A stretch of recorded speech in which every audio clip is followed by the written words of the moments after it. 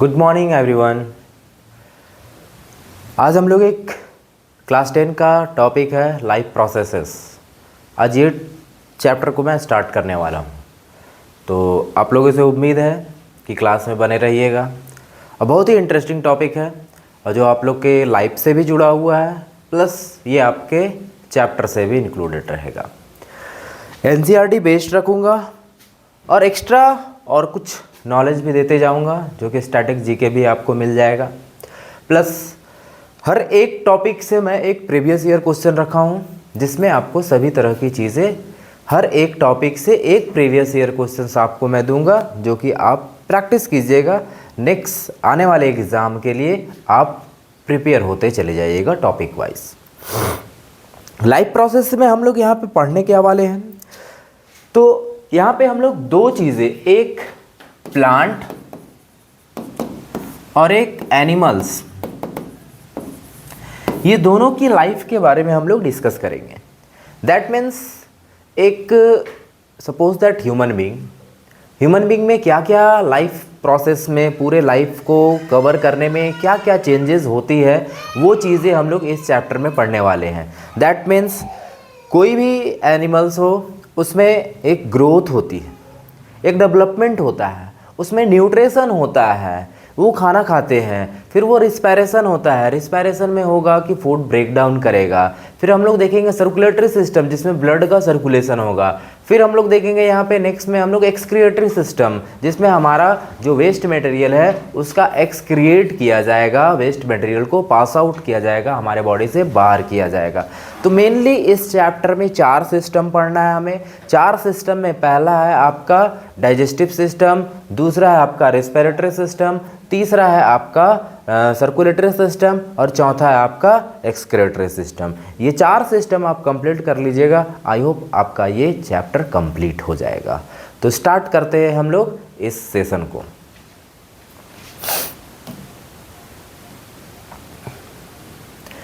चलिए, तो what our life process? ये लाइफ प्रोसेसेस होता क्या है? तो लाइफ प्रोसेस एक एक्टिविटीज़ होती है जो हमारे लाइफ को मेंटेन करने के लिए, कोई भी ऑर्गेनिज्म में एक लाइफ को मेंटेन करने का एक प्रोसेस होता है। इस प्रोसेस में हम लोग क्या क्या देखते हैं? तो भाई हम लोग कोई भी फूड लेते हैं, फूड ये खाते हैं, तो वो फूड हमारा डाइजेस्ट करेगा। डाइजेस्ट करने के बाद अब वो डाइजेस्ट होगा कैसे? तो भाई जब भी हमारा फूड डाइजेस्ट करता है तो कहीं ना कहीं ऑक्सीजन के प्रेजेंट में डाइजेस्ट करता है। ऑक्सीजन के प्रेजेंट में जब डाइजेस्ट करेगा तो हमारा रिस्पायरेशन प्रोसेस कंप्लीट होगा। अब ये जो हमारा फूड है वो डाइजेस्ट तो हुआ, अब ये हमारे फूड को जाके कहीं ना कहीं ब्लड तक पहुंचाना पड़ेगा। तो भाई ब्लड में जाने के लिए ट्रांसपोर्ट होगा, दैट मीन्स सर्कुलेटरी सिस्टम हम लोग पढ़ेंगे। और ये फिर ब्लड में कुछ ना कुछ प्रेसिपिटेट बचेगा, अवक्षेप बचेगा, या फिर बोला जाए तो वेस्ट मटेरियल बचेगा, या अनडाइजेस्टेड पार्टिकल्स बचेगा, तो वो हमारा एक्सक्रिएशन के थ्रू पास आउट होगा। तो ये सारी चीज़ें हमारे लाइफ प्रोसेसेस में इंक्लूड होगा। और ये लाइफ प्रोसेसेस में देखा जाए तो इसका फंक्शन क्या होता है भाई? तो सिंपल सी बात है, कोई भी ऑर्गेनिज्म को हेल्दी और उसे जिंदा रखने में हेल्प करता है हमारा लाइफ प्रोसेसेस। एक फैक्ट की बात की जाए, इवन जब हम लोग सोए भी रहते हैं ना, हम लोग स्लीपिंग मोड में भी रहते हैं, तब भी हमारा इंटरनली हमारी बॉडी एक्टिव रहती है। तो प्रीवियस ईयर क्वेश्चन आपके लिए एक आ चुका है, व्हाट आर लाइफ प्रोसेस, ये आपका क्वेश्चंस है। आई होप आप इसका आंसर राइटिंग प्रैक्टिस जरूर कीजिएगा, ठीक है? इससे आपकी राइटिंग स्किल इन्हेंस होगी, ठीक है? धीरे धीरे आप ट्राई करते रहिएगा, तो आई होप एक दिन एक बेटर टाइम आएगा कि आप अच्छे से आंसर राइटिंग तैयार कर सकते हैं। तो साथ में तैयार करते चलिएगा। जब मैं क्लास एंड कर दूंगा उसके बाद आप जितना भी टॉपिक में कवर करूंगा, आई होप उतने में से सभी टॉपिक में से एक एक क्वेश्चन मैं डाला हूं और आप उसे कंप्लीट कीजिएगा। क्लियर? नाउ नेक्स्ट,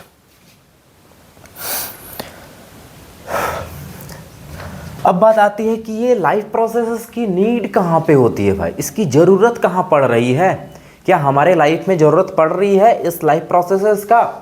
तो इस लाइफ प्रोसेसेस में देखा जाए तो हमारा ये बॉडी होता है। इस बॉडी में लाइफ प्रोसेसेस के लिए भाई हमारा पूरा का पूरा ऑर्गन सिस्टम, सेल, टिश्यू सभी को सर्वाइव करना है, सभी को कहीं ना कहीं उसे रिपेयर होना है, उसको कहीं ना कहीं देखा जाए तो उसके रिकवर करने में जो टाइम लगता है, जो एनर्जी का रिक्वायरमेंट होता है, वो सभी चीज़ें की ज़रूरत पड़ती है। That means processes needed for the survival and repair, हमें जिंदा रखने में, हमें जो हमारा सेल या टिश्यूज जो डैमेज होता है उसे रिकवर करने में हेल्प करता है। अब ये स्टार्ट कहाँ से होती है? स्टार्ट होने की बात की जाए तो ये सबसे पहले हमारे देखा जाए तो ये हमारे बॉडी को प्रिवेंट करता है। जब भी हमारा लाइफ प्रोसेस स्टार्ट होगा भाई, हमारे लाइफ में कई तरह की बैक्टीरिया है, वायरस है, जो हमारे सेल, हमारे टिश्यूज, हमारे ऑर्गन को डैमेज कर सकता है। तो इसे डैमेज होने से बचाने के लिए हमारे पास लाइफ प्रोसेसेस की ज़रूरत पड़ती है, जो हमारे बॉडी को डैमेज होने से प्रोटेक्ट करता है। दूसरा, हम लोग फूड लेते हैं भाई, फूड लेने का कारण ही होता है फूड गिव अस एनर्जी, ये फूड हमारा एनर्जी देता है। एनर्जी मिलेगा तभी तो हम अपने डेली लाइफ एक्टिविटी कंप्लीट कर पाएंगे। जस्ट लाइक अभी मैं बोल पा रहा हूँ तो ये एनर्जी मिला है तब तो मैं बोल पा रहा हूँ, मैं पढ़ा रहा हूँ, आप बैठ के सुन रहे हो, देख रहे हो, तब आपके पास एनर्जी है, तब तो ये वर्क कर पा रहे हो। अदरवाइज यदि आपके पास एनर्जी नहीं रहता तो आप ना वीडियो देख पाते, ना ही आप बैठ के क्लास देख सकते, ना ही मैं बोल पाता। Next, involve molecular movement. जितने भी मॉलिक्यूल्स होते हैं हमारे बॉडी में, चाहे कार्बन के हो चाहे ऑक्सीजन के हो, उसे मूव करने के लिए भी कहीं ना कहीं एनर्जी की ज़रूरत पड़ती है। वो एनर्जी भी इसी लाइफ प्रोसेस में ही इंक्लूड होगा। मेंटेन स्ट्रक्चर, स्ट्रक्चर की बात की जाए तो सबसे पहले हमारा सेल है, टिश्यूज़ है। सेल और टिश्यूज़ के स्ट्रक्चर को मेंटेन करने के लिए कहीं ना कहीं एनर्जी का रिक्वायरमेंट होगा। वो एनर्जी भी हमारे लाइफ प्रोसेसेस में ही हमारा मिलेगा और यही तो हमारा हेल्प करेगा, हमारा बॉडी को पूरा एक स्ट्रक्चरल फ्रेम तैयार करने में हेल्प करता है। तो ये फंक्शन क्या करता है भाई? तो ये एक तरह से सर्वाइवल और मेंटेनेंस का काम करता है लाइफ प्रोसेसेस पूरे के पूरे एक लिविंग ऑर्गेनिज्म में। एक फैक्ट की बात याद रखिएगा, वायरस आर कंट्रोवर्शियल। ये तो आप भी जानते होंगे कि वायरस को लिविंग थिंग्स भी बोला जाता है और नॉन लिविंग थिंग्स भी बोला जाता है। बट ऐसा क्यों बोला जाता है? कब उसे हम लिविंग थिंग्स बोलेंगे और कब उसे हम नॉन लिविंग थिंग्स बोलेंगे, यदि आपको पता है तो कमेंट में ज़रूर बताइएगा, अदरवाइज मैं आपको बताता। देखिए, वायरस है जब होस्ट बॉडी में इंटर नहीं किया है, दैट मीन्स सपोज दैट यहाँ पे है वायरस, ये है वायरस, ये अकेले पड़ा हुआ है, किनारे पड़ा हुआ है, इसको कोई होस्ट बॉडी नहीं मिला है, तब ये नॉन लिविंग है। और ये किसी होस्ट बॉडी में एंटर कर गया, सपोज दैट ये इंटर कर गया ह्यूमन बींग्स, और ये इंटर जब कर गया तब ये बन जाएगा लिविंग थिंग्स, क्योंकि इसे होस्ट बॉडी प्रोवाइड हो चुका है। ये होस्ट बॉडी से अब सर्वाइव करना स्टार्ट कर लिया। और ये वायरस एक ऐसा चीज़ है, ये जल्दी मरता भी नहीं है। ये एक तरह से हॉट रीजन में, कोल्ड रीजन में, मर्सी रीजन में, ड्राई रीजन में, विंडी रीजन में, हर एक जगह पे अवेलेबल है ये। तो इसीलिए तो इसे बोला जाता है कि ये लिविंग भी है, नॉन लिविंग भी है। डिपेंड करता है ये किस प्लेस पे आया है। यदि होस्ट बॉडी मिल चुका है इसे, तब इसे हम लिविंग बोलेंगे, अदरवाइज ये नॉन लिविंग में काउंट होगा। क्लियर है? चलिए नेक्स्ट, अब हमारा चैप्टर का फर्स्ट टॉपिक हमारे पास स्टार्ट होने वाला है, न्यूट्रिशन। न्यूट्रिशन की बात की जाए तो न्यूट्रिशन में जनरली देखा जाए तो हमारे पास 5 इम्पॉर्टेंट न्यूट्रिशन होते हैं, जिससे आपको भी पता होगा क्या क्या है। तो पहला है आपका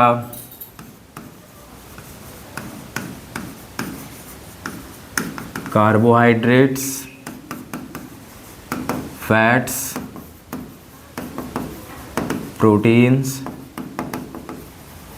विटामिन्स, मिनरल्स। ये 5 तत्व बोला जाता है। ये 5 तत्वों से ही हमें हर एक टाइप्स की हमारे बॉडी में जो भी ज़रूरत होती है वो मिलता है, और इसी 5 चीज़ों से ही हमारे बॉडी का मतलब एक तरह से स्ट्रक्चर तैयार होता है, या फिर बोल सके तो मसल्स, बोन्स, वगैरह वगैरह जितने भी हमारे बॉडी में ऑर्गन सिस्टम, ये जितने भी चीज़ें का बन रहा है वो सारे के सारे देखा जाए तो ये पंच तत्व से ही एक तरह से प्रोटेक्ट हो रहा है, बन रहा है, बच रहा है और हम हेल्दी हैं। और ये 5 चीज़ों में किसी की थोड़ी मोड़ी अनबैलेंस होगा तो प्रॉब्लम क्रिएट होगा, जिसे बोला जाए तो बीमारी होगी। अब इसी चीज़ों को हमें लेना है भाई, तो ये हमारा कहलाएगा न्यूट्रिशन, जो कि हमें या तो फूड से मिलेगा या तो प्लांट से, वो प्लांट से मिलेगा या फिर एनिमल से मिलेगा। 2 ही हमारे पास सोर्स है फूड का, एक प्लांट और एक एनिमल। अब प्लांट से क्या मिलेगा वो आपको ही पता है, एनिमल से क्या मिलेगा वो आपको भी पता है। न्यूट्रिशन की बात की जाए तो प्रोसेस ऑफ ऑब्टेनिंग फूड, हमारे पास जो प्रोसेस से हम फूड को ऑब्टेन करते हैं वो प्रोसेस ही हमारा कहलाता है न्यूट्रिशन। इस न्यूट्रिशन में 5 चीज़ें हमें मिलेगी।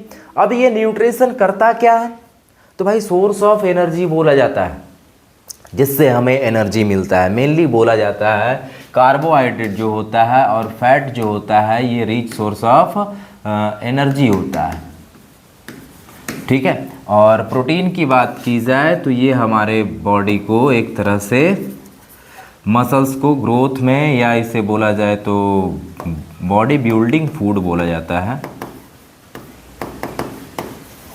और विटामिन्स की बात की जाए तो इसे प्रोटेक्टिव फूड बोला जाता है।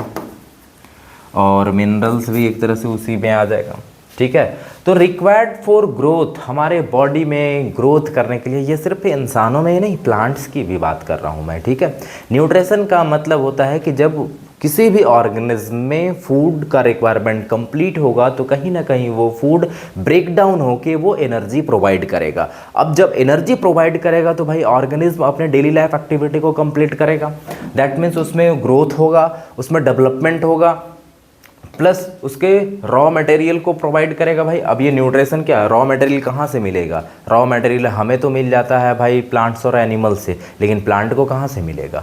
तो वो भी चीज़ें हम लोग देखेंगे अभी आगे। और मेन न्यूट्रिशन का काम क्या है बोला जाए तो एक सिंपल वर्ड में फंक्शन क्या है, तो ये एनर्जी सप्लाई करने का काम करता है। दैट मीन्स जैसे आज ये टीवी चल रहा है तो भाई इसका न्यूट्रिशन क्या है? पावर है ना, पावर सप्लाई मिल रहा है तभी तो ये चल रहा है। तो एक तरह से एनर्जी सप्लाई करने का काम करता है हमारा न्यूट्रिशन। और एक फैक्ट वाली बात याद रखिएगा, food is carbon based, food जितने भी होते हैं वो कार्बन बेस्ड होते हैं, ठीक है। तभी तो वो ब्रेक डाउन करता है, और जब हमारा क्या बोले एक्सलेशन प्रोसेस होता है तो तभी तो वो कार्बन डाइऑक्साइड फिर बाहर निकल जाता है। चलिए PY क्यू क्वेश्चन आपके पास ये रहा, वाई इज़ न्यूट्रिशन नेसेसरी।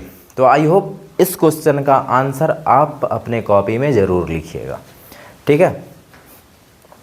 यहाँ तक सभी को क्लियर होगा। नेक्स्ट हम लोग चलते हैं। अब बात आती है न्यूट्रिशन के टाइप्स।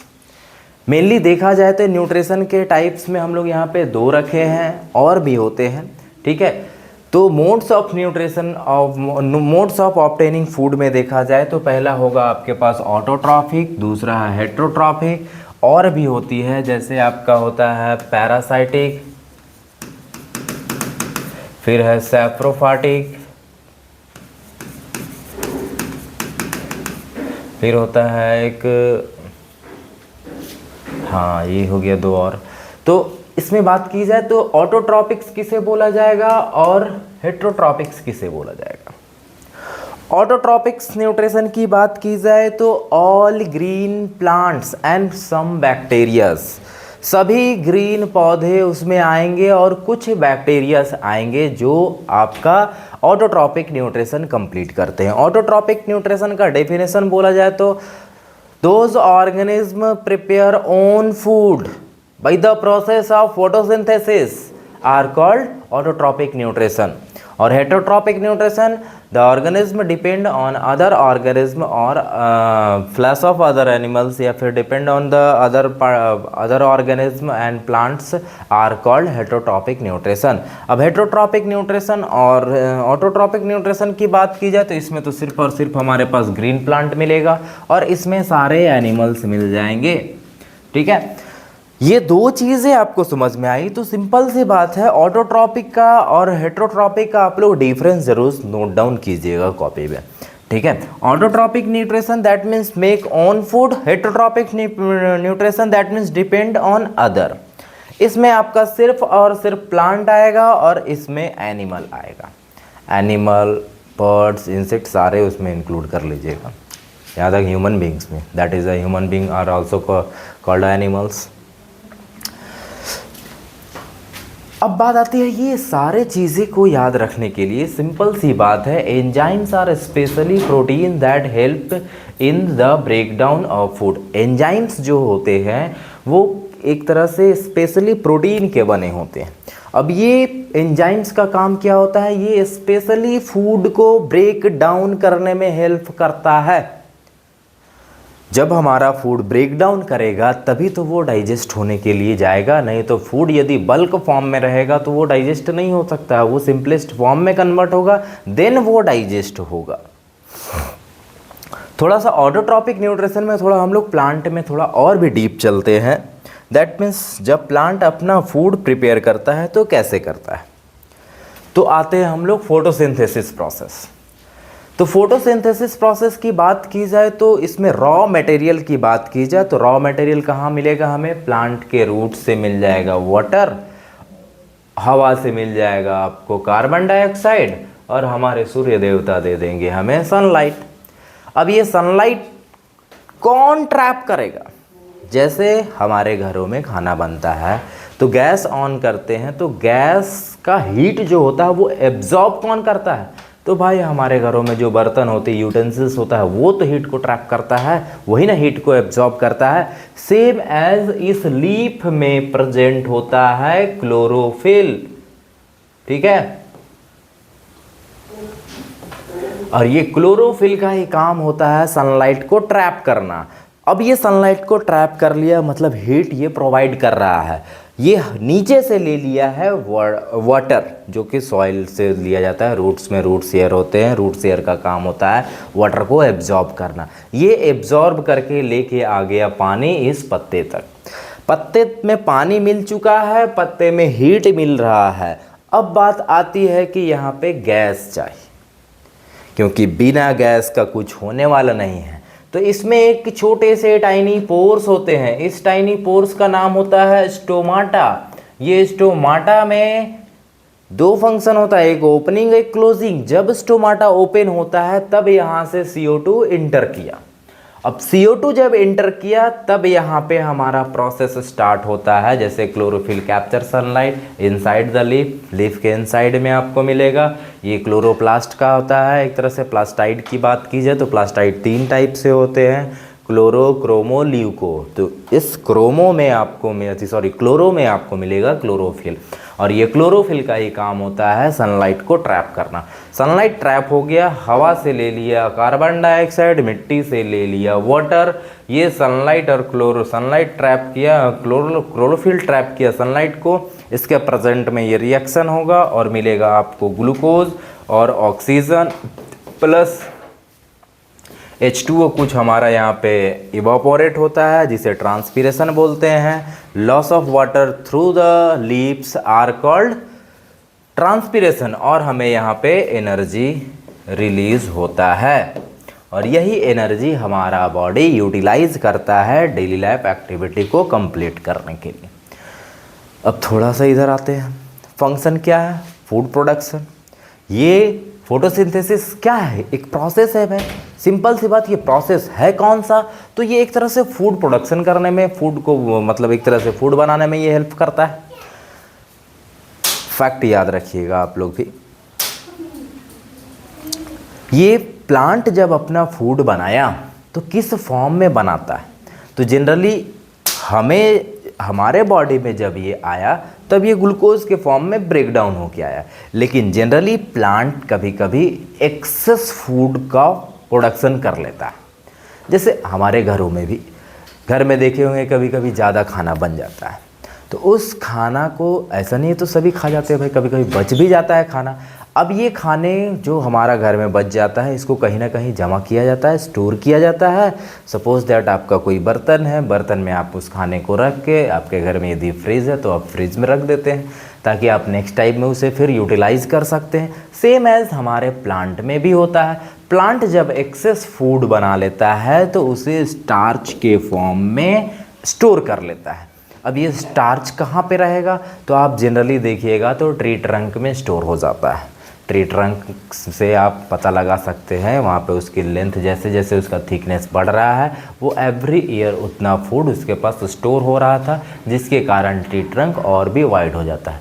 कहीं तो ये भी पता लगा जाता है कि एक पेड़ कितने सालों का हो चुका है, वो ट्री ट्रंक में उसका रिंग बनता है ना, जैसे आपने देखा होगा इस तरह ट्री ट्रंक का रिंग बनता है। अब इसमें ये रिंग डिसाइड करके बताता है कि ये पेड़ कितने सालों से था, ठीक है। तो वो चीज़ें स्टार्च के फॉर्म में स्टोर होता है। प्लांट का अपना फूड अपने पास स्टोर करके रखता है, तो उसे हम लोग स्टार्च के फॉर्म में बोल सकते हैं कि प्लांट स्टोर करता है। PYQ आपके पास क्वेश्चन रहा इस टॉपिक से related, right equation of photosynthesis, और वो बैलेंस करके आपको लिखना है, ठीक है। यहाँ पे लिखा हुआ है लेकिन ये बैलेंस नहीं है, ठीक है। ये बैलेंस करना आपकी होमवर्क रहेगा ये, ठीक है। यहाँ तक सारे के सारे टॉपिक समझ में आ रहे होंगे, आई होप कोई डाउट नहीं होगा। यदि कोई डाउट होगा तो आप कमेंट बॉक्स में ज़रूर बताइएगा।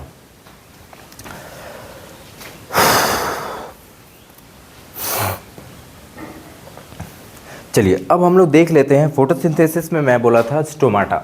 स्टोमाटा एक तरह से ओपन भी होता है, क्लोज भी होता है। तो स्टोमाटा का थोड़ा फंक्शन हम लोग देख सकते हैं। दैट मीन्स स्टोमाटा है क्या, एक तरह से बोला जाए तो ये गैसेस एक्सचेंज करने का काम करता है, ठीक है। अंदर आना गैस का, बाहर जाना गैस का, ये सारा काम स्टोमाटा से ही होता है। स्टोमाटा का डेफिनेशन देखा जाए तो जो हमारे लीफ में जो टाइनी पोर्स अवेलेबल होते हैं, that is called a stomata. कुछ फैक्ट की बात कर लेते हैं। ये मेनली स्टोमाटा प्रेजेंट होता कहाँ पे है, ये पत्ते में यहाँ पे होगा, यहाँ पे होगा, यहाँ पे होगा, किधर होगा, तो भाई आओ इधर इधर इधर मार्जिन वाले एरिया में आपको सबसे ज़्यादा स्टोमाटा अवेलेबल मिलेगा। That means lower surface of leaves. इसमें दो सेल होते हैं, ये सेल का नाम होता है गार्ड सेल। ये गार्ड सेल कंट्रोल करते हैं कि स्टोमाटा हमारा ओपन होगा या क्लोज होगा, ये डिपेंड करता है गार्ड सेल पे। गार्ड सेल का ये फंक्शन होता है। अब ये करता क्या है भाई, तो कार्बन डाइऑक्साइड यहाँ से इन करे या फिर यहाँ से ऑक्सीजन बाहर हो, ये दोनों काम यहीं से होने वाला है, गार्ड सेल कंट्रोल करने वाला है। वाटर जो एक्सेस वाटर प्लांट में स्टोर हो जाते हैं वो भी यहाँ से वेपराइज कर जाते हैं, जिसे हम लोग बोलते हैं ट्रांसपीरेशन प्रोसेस। अब यहाँ पे हम लोग थोड़ा स्टोमाटा के बारे में देखते हैं। ये होता है गार्ड सेल। गार्ड सेल ये कंट्रोल किया जाता है, और जब ये ओपन होगा, और इधर वाले जो छोटे छोटे सेल होते हैं ये सब, इसे हम लोग एपिडर्मल सेल बोल सकते हैं। यहाँ का स्टोमाटा ये पोर्स हो गया जहाँ से हमारा गैसेस एक्सचेंज होगा, और ये हमारा गार्ड सेल हो गया, और ये आपका लीफ का मेनली इस लोअर रीजन में ही हमें स्टोमाटा मिलेगा। यदि ये गार्ड सेल एक बार क्लोज हो गया, यदि हमारा गार्ड सेल क्लोज हो गया, तब क्या होगा, फ़ायदा होगा। सपोज दैट गर्मी के सीज़न में, अभी के सीज़न में प्लांट के पास ज़्यादातर गार्ड सेल क्लोज हो जाते हैं। क्यों हो जाते हैं, क्योंकि इवापोरेशन तो होगा ना भाई, सनलाइट है, फूड खाना बना रहा है, तो उस टाइम तो स्टोमाटा ओपन होगा, कार्बन डाइऑक्साइड एक्सचेंज कर रहा है, ऑक्सीजन एक्सचेंज कर रहा है, ठीक है। लेकिन अब ज़्यादा टाइम में वो वाटर का लॉस नहीं करेगा प्लांट्स। यदि ऐसा होगा तो फिर आपको पानी ज़्यादा देना पड़ेगा, इरिगेशन ज़्यादा करना पड़ेगा, और नहीं कीजिएगा तो आई होप प्लांट आपका ड्राई हो जाएगा, सूख जाएगा, क्योंकि एक्सेस वाटर वहाँ से लॉस कर जाएगा, ठीक है। तो प्लांट में जब स्टोमाटा ओपन होगा तो वहाँ से जब ये ओपन हुआ, इसी टाइम यहाँ पे ऑक्सीजन निकलेगा, कार्बन डाइऑक्साइड इन करेगा, और वाटर भी यहाँ से इवापोरेट करेगा। ये तीनों प्रोसेस ओपनिंग ऑफ स्टोमाटा में होगा, और जैसे ही वो स्टोमाटा क्लोज हो गया, अब सब काम स्टॉप, भाई दरवाज़ा बंद हो चुका है, अब आप यहाँ पे इन नहीं कर सकते हैं। दैट मीन्स आपका स्टोमाटा गार्ड सेल क्लोज हो चुका है, अब यहाँ पे आपका कोई इंटरफेयर नहीं होगा। बात की जाए यहाँ पे मेन फंक्शन क्या क्या होगा, तो मेन फंक्शन गैसेस एक्सचेंज करने का काम होता है आपका स्टोमाटा का। ये ट्रांसपिरेशन में हेल्प करता है, दैट मीन्स गैस जो एक्सेस वाटर जो प्लांट में हो जाता है उसे इवापोरेट करने के लिए, और ये कूलिंग भी करता है, प्लांट को कूल करने में के लिए भी हेल्प करता है। अच्छा, एक अच्छा सा मैं एक क्वेश्चन आपको पूछता हूँ। आपने देखा होगा अभी समर के टाइम में आप रियली ये फील कर रहे होंगे, ठीक है। आप जब देखे होंगे किसी प्लांट के नीचे आप बैठे रहते हो, खड़े रहते हो, ठीक है, तो आप देखे होंगे थोड़ा कूल फील होता है। लेकिन यही चीज़ें आप अल्वेस्टर या वे टेंट या तिरपाल के नीचे आप बैठे हुए हो, ठीक है, तो क्या वहाँ पे ठंडक महसूस होती है? ऑब्वियसली आपको नहीं होती है, ठीक है। तो यहाँ पे आपके पास दो सिचुएशंस मैं क्रिएट कर रहा हूँ, ठीक है। एक आपके पास है, एक प्लांट है और एक आपके पास टेंट बना हुआ है, ठीक है। यहाँ पे भी कोई बैठा हुआ है, ठीक है, और एक पर्सन यहाँ भी बैठा हुआ है। अब बताइए जो कूल फील होगा वो कहाँ पे होगा? ऑब्वियसली आप बोलिए कि सर प्लांट में, प्लांट के नीचे बैठेंगे तो हमें कूल फील होगा। यहाँ पे कूल फील क्यों नहीं होगा? तो अब यहाँ पे समझते हैं हम लोग। प्लांट में जब हमारा फोटोसिंथेसिस प्रोसेस हुआ तो यहाँ से हमारा ऑक्सीजन रिलीज़ हुआ, चलिए ठीक है, और CO2 जो था वो इन किया। अब यहाँ से हमारा ट्रांसपिरेशन प्रोसेस भी हुआ, वाटर भी बाहर निकला। तो वाटर मॉलिक्यूल्स एक तरह से बोला जाए तो इसके चारों ओर वाटर मॉलिक्यूल्स हैं। यहाँ से हीट आ रहा है, ये हीट क्या करेगा? इस वाटर मॉलिक्यूल्स को ड्राई कर पाएगा, या फिर यहाँ जो हीट आ रहा था वो मिनिमाइज हो जाएगा, और जिसके कारण इस प्लांट के नीचे हमें इफ़ेक्ट जो नज़र आएगा वो कूलिंग इफ़ेक्ट नज़र आएगा।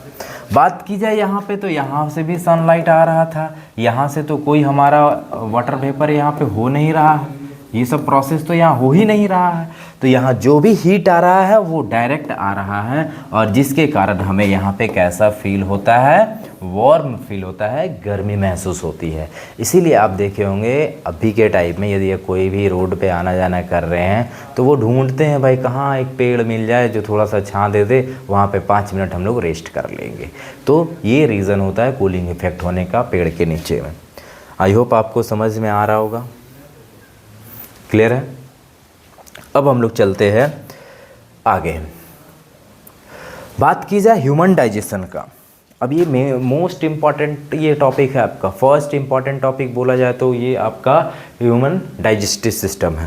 ह्यूमन डाइजेशन की बात की जाए तो इसमें हमारा माउथ से लेके एनस रेक्टम तक हमारा पूरा का पूरा ऑर्गन्स कनेक्ट होते हैं। इस ऑर्गन में सबसे मेन पार्ट देखा जाए, स्टार्टिंग की बात की जाए तो माउथ के बाद हमारा ये ऑसोफेगस, ऑसोफेगस के बाद हमारा स्टोमाटा के बाद स्टोमक के बाद हमारा थोड़ा पैनक्रियाज से अटैच रहेगा थोड़ा हमारा लीवर, और फिर small intestine, large intestine, anus rectum होते हुए हमारा फूड पूरा कंप्लीट डाइजेस्ट और वेस्ट मटेरियल प्रोड्यूस करेगा। बात की जाए ह्यूमन डाइजेस्टिव सिस्टम की बात की जाए तो इसमें वर्क क्या होगा? मेनली बोला जाए तो हमारा फूड का ब्रेक डाउन होगा। अच्छा, इससे पहले कुछ एक चीज़ें और,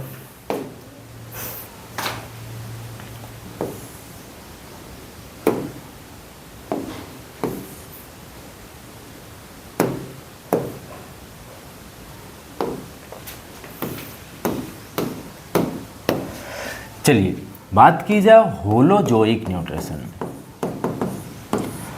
होलोजोइक न्यूट्रिशन में होलोजोइक न्यूट्रिशन की बात की जाए तो इसमें 5 प्रोसेस कंप्लीट होता है। 5 प्रोसेस में देखा जाए तो पहला होता है इनिगेशन, दूसरा होता है डाइजेशन, फिर आता है हमारा एब्जॉर्प्शन, फिर आता है एसिमिलेशन, और लास्ट में ईगेशन।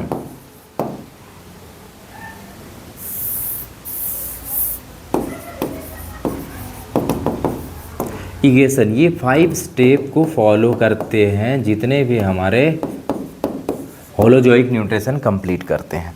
अब ये होलोजोइक न्यूट्रिशन की बात की जाए तो होलोजोइक में हमारा सारे ऑर्गेनिज्म कंप्लीट करते हैं। बात की जाए अमीबा एक यूनिसेलुलर ऑर्गेनिज्म है, बात की जाए एक ह्यूमन बीइंग जो मल्टी सेलुलर ऑर्गेनिज्म है, तो ये सारे में सेम प्रोसेस कंप्लीट होता है।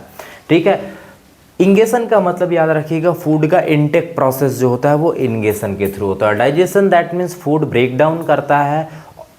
एब्जॉर्प्शन मतलब जो हम फूड का है उसमें जो हमें न्यूट्रिशन मिल रहा है तो वो न्यूट्रिशन जा कहाँ रहा है, कहाँ तक जाने वाला है, ब्लड तक जाएगा, किडनी तक जाएगा, कहाँ तक जाएगा भाई, तो जो ब्लड के थ्रू एब्जॉर्ब किया जाएगा वो एब्जॉर्प्शन होगा। अब वो ब्लड तो एब्जॉर्ब कर लिया, अब वो ब्लड कहाँ तक पहुँचाएगा भाई, कहाँ कहाँ पहुँचाना है, तो वो एसिमिलेशन होगा। अब जो हमारा फूड डाइजेस्ट हो चुका है, जो उसमें बचा हुआ हमारा वेस्ट मटेरियल है, वो वेस्ट मटेरियल इगेशन प्रोसेस के थ्रू पास आउट होगा। अब यहाँ तो ये 5 प्रोसेस कंप्लीट होगा, लेकिन ये 5 प्रोसेस को कंप्लीट करते कौन कौन है, तो पहला हम देखते हैं अमीबा की बात करते हैं। तो अमीबा का भाई कोई फिक्स स्ट्रक्चर होता नहीं है। चलिए, ये अमीबा फूड कैसे लेगा, मान के रखिए इस अमीबा के पास यहाँ एक फूड है, ठीक है, ये फूड पार्टिकल है और ये अमीबा है। जब ये फूड इनटेक प्रोसेस कंप्लीट करेगा तो ये अमीबा क्या करता है,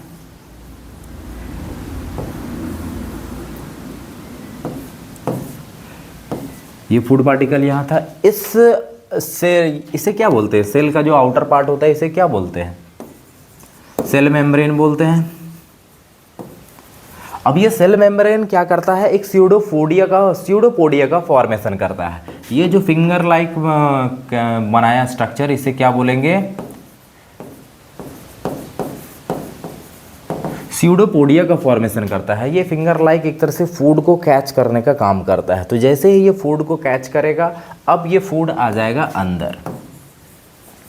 अब ये फूड अंदर आ गया तो इस पार्टिकल्स को क्या करेगा, ब्रेक डाउन करेगा। ये इसके पास डाइजेस्टिव एंजाइम्स होते हैं, ये डाइजेस्टिव एंजाइम्स इस फूड पार्टिकल्स को ब्रेक डाउन करेंगे, तो कहीं ना कहीं न्यूक्लियस हेल्प करेगा। अब ये फूड ब्रेक डाउन हुआ तो अब ये क्या हो जाएगा, ब्रेक डाउन हुआ दैट मीन्स डाइजेशन। देखिए ये पहला प्रोसेस हो गया आपका यहाँ पे इनगेशन, यहाँ पे दूसरा प्रोसेस हो गया फूड ब्रेक डाउन। अब तीसरा प्रोसेस में हम आते हैं, ये फूड जो है वो ये जो फूड पार्टिकल्स था इसको ब्रेक डाउन किया और इसे छोटे छोटे पार्टों में एसिमिलेट करेगा। दैट मीन्स कुछ न्यूक्लियस के पास जाना है, कुछ इसके पास जाना है, कुछ और मेम्ब्रेन्स के पास जाना है, कुछ और किसी के पास जाना है, तो सभी जगह ये डिस्ट्रीब्यूट हुआ। मतलब यहाँ पे तीसरा प्रोसेस कंप्लीट हो गया। मैं क्या क्या बोला था पहला प्रोसेस में, इनगेशन, दूसरा में डाइजेशन, तीसरा में एब्जॉर्प्शन। तो ये एब्जॉर्ब करेगा, एब्जॉर्ब होने के बाद अब ये पूरा का पूरा डिस्ट्रीब्यूट होगा, दैट मीन्स एसिमिलेट हो गया। लीजिए ये सारे जगह फूड डिस्ट्रीब्यूट हो गया। अब यहाँ पे कुछ पार्टिकल्स ये अनडाइजेस्टेड पार्टिकल्स होगा। ये अनडाइजेस्टेड पार्टिकल्स क्या होगा, कहीं ना कहीं ये हमारे अमीबा के जो आउटर सेल होते हैं इसको ये रप्चिंग करेगा। रप्चिंग करेगा मतलब तोड़ देगा। तोड़ने के बाद जो वेस्ट मटेरियल है वो यहाँ से पास आउट हो जाएगा। तो ये हो गया हमारा चौथा प्रोसेस और ये हो गया हमारा पांचवा प्रोसेस। कुछ और बात की जाए, कुछ हम लोग ले लेते हैं, एक मल्टी सेलुलर ले लेते हैं। मल्टी सेलुलर में ले लिया,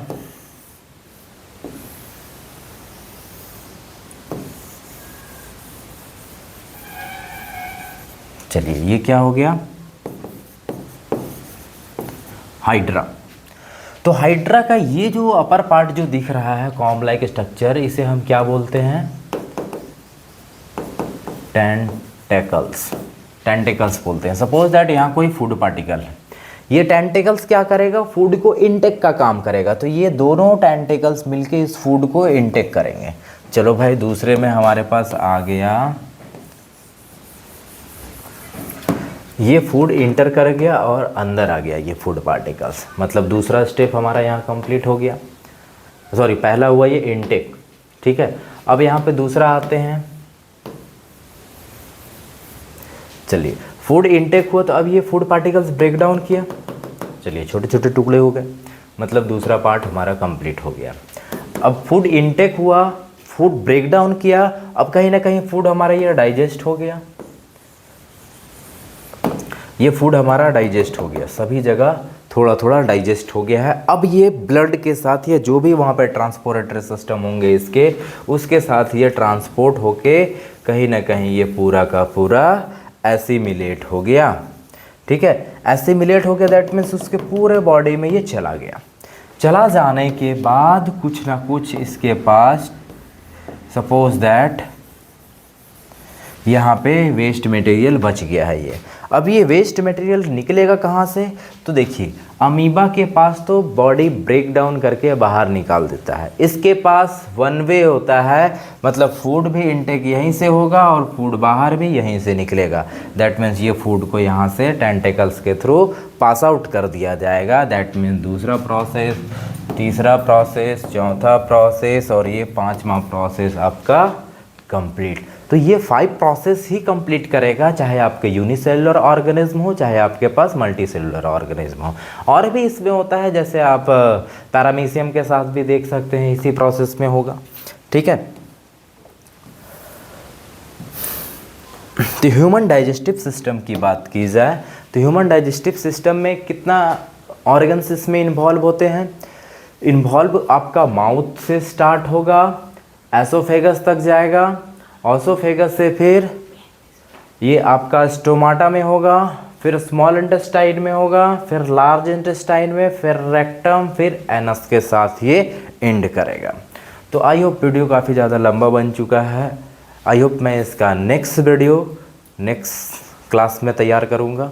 ठीक है, क्योंकि ज़्यादा ही वीडियो लंबा हो जाए तो वो लेंदी हो सके लगता है, तो मैं इसे शॉर्ट करके 2-3 वीडियो में कंप्लीट करूँगा इस चैप्टर को। तो आज का क्लास मैं यहीं ख़त्म करूँगा। आपको अच्छा लगे तो अपने दोस्तों के साथ शेयर कीजिए, और यदि आपको अपने दोस्तों को बताइए, यदि सब्सक्राइब नहीं किए तो सब्सक्राइब कर लीजिए, लाइक ज़रूर कीजिए हमारे चैनल को। ठीक है, जिससे आने वाले कमिंग वीडियो का नोटिफिकेशन आपको ईजी वे में मिल जाएगा।